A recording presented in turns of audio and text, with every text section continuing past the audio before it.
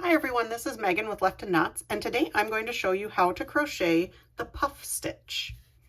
This is a fun stitch that is a little bit more of an advanced beginner stitch, but it gives a nice fluffy texture, gives a really nice squish to your pieces, and so it's a fun stitch to have in your tool basket of crocheting.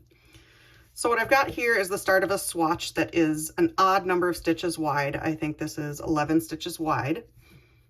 And I'm going to start by crocheting 2 and turning. I'm going to start with a double crochet stitch just to give it a nice clean edge. And part of using the stitch, you're obviously going to follow whatever pattern you're following. So there might be some variations in edging or what comes between the stitches, but this will show you in general how to crochet a puff stitch. So in this next space, I'm going to crochet my first puff stitch, and you are going to yarn over a lot and be pulling through a lot of loops at a time for these stitches.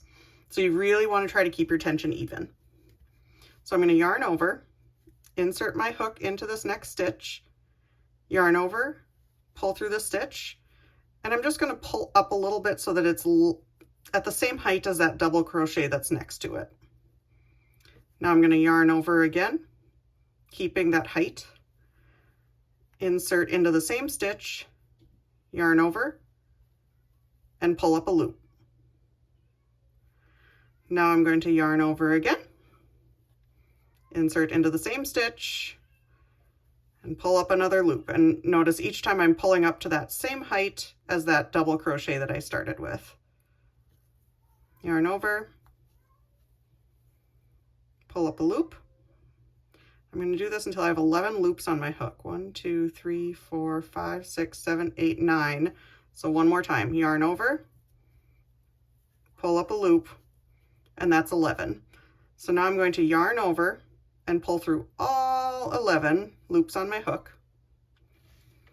And there's my first puff stitch.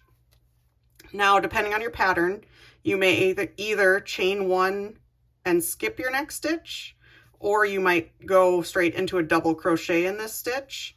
On this swatch, I'm just going to show you what a chain 1, skip 1 looks like. So we're going to chain 1, skip 1, and then we're going to do a puff stitch here.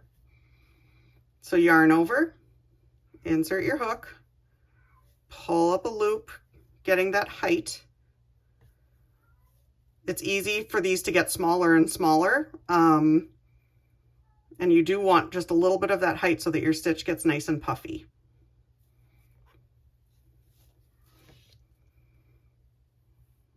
As you can imagine, this stitch uses quite a lot of yarn.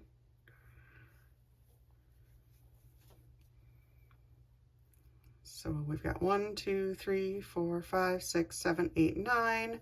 One more. Always working back into the same stitch. Yarn over, pull through 11.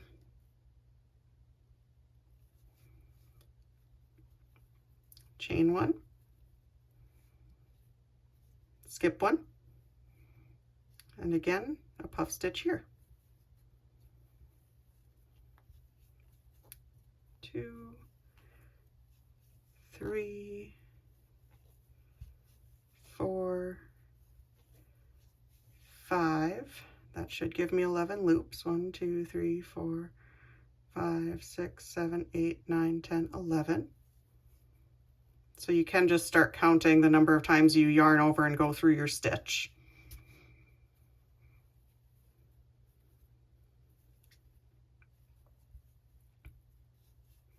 One, 2, 3, 4, 5, yarn over, pull through, and it looks like I've got room for one more puff stitch.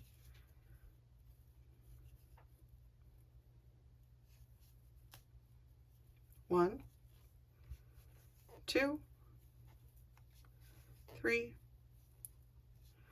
4, 5. And then in this last stitch of the row, I'm just going to go ahead and double crochet again.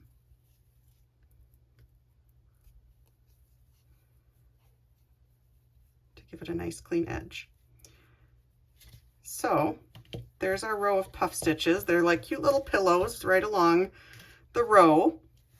And you can see why we left that chain one, skip one space in between the puff stitches.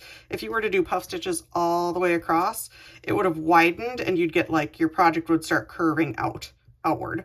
So to keep it nice and straight on the edges, you want to just leave that space in between the two. Like I said, some patterns might call for a double crochet in between these stitches. In that instance, just follow whatever your pattern says. But this is your puff stitch. It looks the same on the front and the back.